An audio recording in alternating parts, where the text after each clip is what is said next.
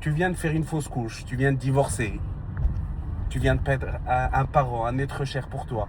Tu es là où tu dois être. Ça veut dire quoi? C'est une méthode, c'est pas une phrase. C'est un mode de vie. Ça veut dire que cette étape-là, elle est primordiale à ton développement. Tu dois passer par là. Des fois, l'exercice, il est dur. C'est comme à la salle. Faire des tractions, c'est très difficile.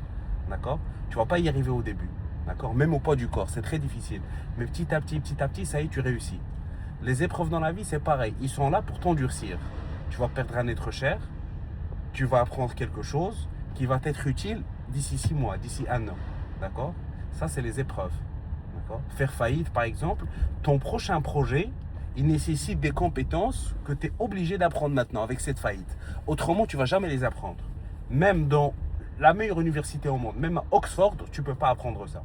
Est-ce que tu comprends? Donc les épreuves, ils sont là pour te préparer pour l'étape suivante.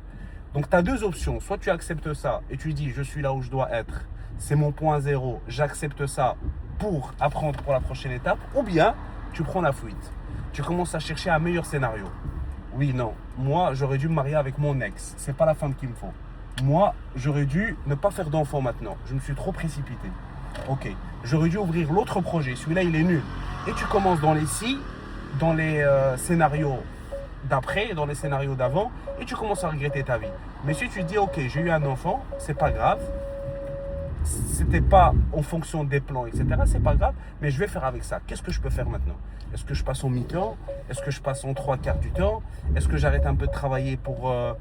voilà, et tu commences à trouver des solutions pour apprendre à être meilleur, pour apprendre à devenir quelqu'un de responsable. Mais chercher tout le temps la fuite. Il y a des gens, par exemple, ils fumaient des substances. Ils habitaient Paris. Ils se sont dit, je dois aller faire de l'agriculture en Australie. D'accord? Je vais arrêter de fumer avec ce scénario-là. Ils ont été en Australie. Ils ont trouvé des substances encore meilleures en Australie. Ils sont devenus fumeurs. Ils sont devenus plus des drogués. Et ils sont devenus encore plus des gens dépendants de cette substance. Pourquoi? L'endroit n'était pas le problème. C'était lui le problème. C'était cette personne-là le problème. Il n'a pas accepté sa réalité. Il n'a pas dit je suis là où je dois être. C'est ici que je dois améliorer. Et puis après, je cherche à partir ailleurs. Non. Il croyait que c'était l'endroit le problème. Il est parti. Il y a des gens, par exemple, ils sont mariés. Ils se disent non, je me suis marié avec la mauvaise personne. Alors il va divorcer, il va se remarier avec une autre. Il va se rendre compte en fait que ce n'était pas ça. Il va encore divorcer, il va se remarier, se remarier. En fait, c'est lui le problème ou c'est elle le problème. C'est hommes et femmes. Quand je ne parle pas forcément des hommes ou des femmes. Je parle en général. D'accord? À la fin, il va se dire non, en fait. Et puis à 50 ans, il va se dire en fait, c'était moi le problème. J'aurais dû m'asseoir avec moi-même et faire un travail sur moi. C'est pour ça, je suis là où je dois être, ça prend tout son sens. Maintenant, tu es marié, tu as des problèmes avec ton mari, il ne t'écoute pas. Il ne t'écoute pas, il n'y a aucune communication. C'est pas lui ou toi le problème, non. Le problème, c'est dans la manière de voir la situation. Tu es là où tu dois être. Tu t'assieds avec lui, tu lui dis, écoute, si on s'est marié, ça veut dire qu'il y a quelque chose derrière ce mariage. Viens, on essaye de régler ça. On est là où on doit être. On doit être marié maintenant. S'il faut qu'on divorce dans 6 mois, on va divorcer. Mais pour le moment, on est là où on doit être maintenant. On va travailler sur nous. Est-ce que tu comprends? C'est bien ça, le problème. C'est que des gens, ils ne veulent pas s'asseoir avec eux-mêmes et dire je suis là où je dois être. Qu'est-ce que j'apprends de cette situation? Ils cherchent un autre scénario.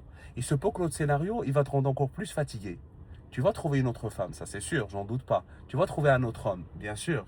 Mais est-ce que tu es sûr que ce ne sera pas pire? Moi, je pense que si. Parce qu'en fait, tu es en train de fuir un problème. Et quand on est dans la lutte ou dans la fuite, on rencontre que des autres problèmes. Le noyau du changement, tous les psychologues du monde entier, ils vont te le dire. La première étape, c'est quoi? C'est l'acceptation. Tu acceptes la situation. Tu acceptes ta maladie, ton accident, ton divorce, le décès, la séparation émotionnelle. Tu acceptes d'abord. Et à partir de ça, tu construis. Et cette méthode, je suis là où je dois être, elle est basée sur ça. D'accord?